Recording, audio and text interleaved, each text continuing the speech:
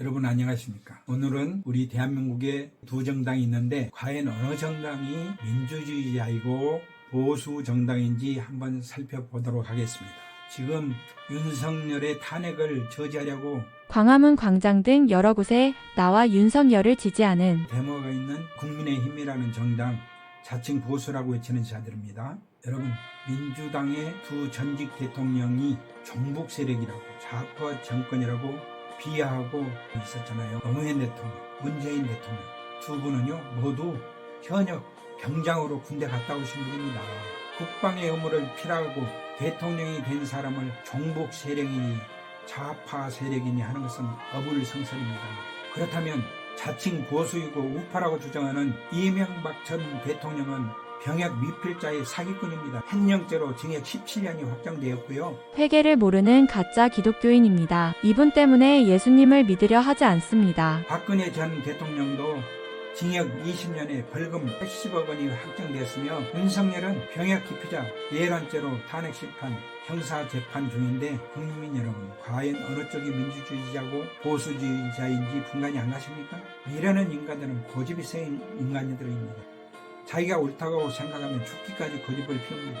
또 다른 측면을 한번 살펴봅시다. 윤석열의 변호인단으로 활동하는 전직 검사 출신들 등 법조인을 살펴보니까 윤석열과 같이 병역 기피자가 대다수입니다. 내란을 선동한 석동원 변호사, 검찰총장 출신이잖아요. 이병 소집 해제 이렇게 돼 있어요. 병역 기피자입니다. 정상명 변호사, 검찰총장 출신인데요. 육군 일병 소집 해제 역시 현역 입영 기피자입니다. 윤갑근 변호사, 병역 정보가 아예 없어요. 병역 사항을 감추고 싶은 것입니다. 배진환 변호사, 배보윤 변호사, 최거훈 변호사, 도태우 변호사 등 모두 병역 정보가 없어요. 이런 인간들이 보수자라고 주장합니다. 대한민국의 현 주소가 이렇듯 병역 기피자, 천지인 가짜 보수입니다. 현직 검사 중 태반이나 병역 기피자입니다. 검찰개혁이 반드시 필요했던 이유입니다.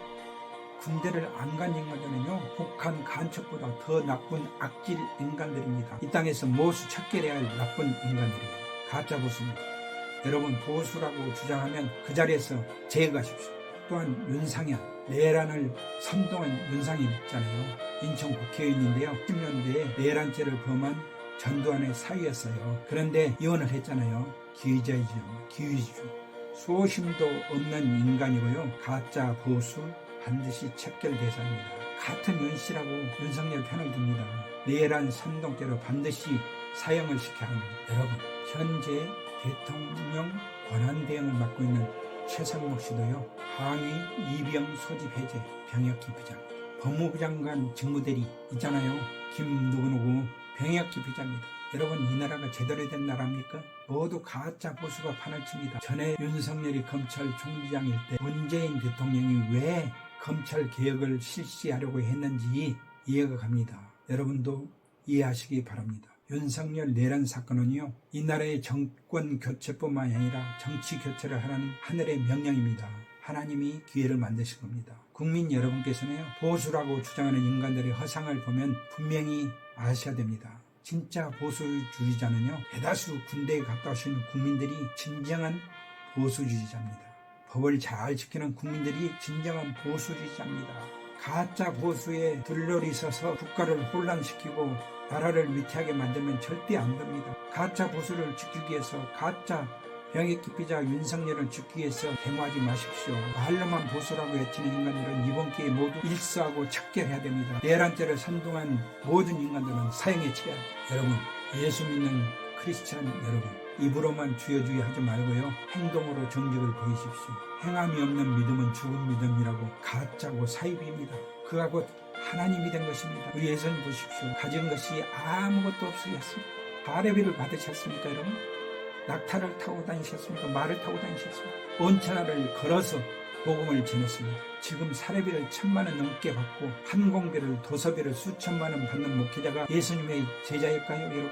재물을 탐하는 성도 현금을 탐하는 도둑입니다. 도둑. 성도들이 그들을 쳐내지 않으면 이 세상에 주님의 나라는 오래하지 않습니다. 우리 교회 목사님은 중고차를 타고 다니십니다. 거주하시던 아파트를요, 헌당할 때 들여서 전세로 사십니다. 정년도 65세로 결정하시고요, 위임 목사도 안 하신답니다. 이 시대의 목회자의 본보기십니다. 우리 인천 가자제일교회 와서 보십시오. 지하철 2호선 가재울역 4번 출구에 가자제일교회가 있습니다. 재판장님 여러분, 혹시 병역 기피하셨습니까? 조금이라도 사죄하는 마음이 있으시다면 정직한 판결을 내리십시오. 여론의 눈치를 보는 법관들이 있다면 법복을 벗으십시오. 성경에도 재판관이 주머니에 2개의 저울추를 숨기지 말라고 했습니다. 재판에 계류 중인 사항이 있다면 정직한 재판을 신속히 하십시오. 유력한 대통령 후보 대상이라고 해서 눈치 보면서 재판 기일을 차일 비일 미루지 마십시오. 법과 양심에 따라 신속하게 판결하시기 바랍니다. 이 나라에는 더 유능한 사람이 많이 대교해 있습니다. 재판장님, 지금까지 재판 잘 하시고 경력 잘 쌓으셨는데 여론, 가짜 여론, 눈치 보고 뜸들이다가 정말 몰매수가 있습니다.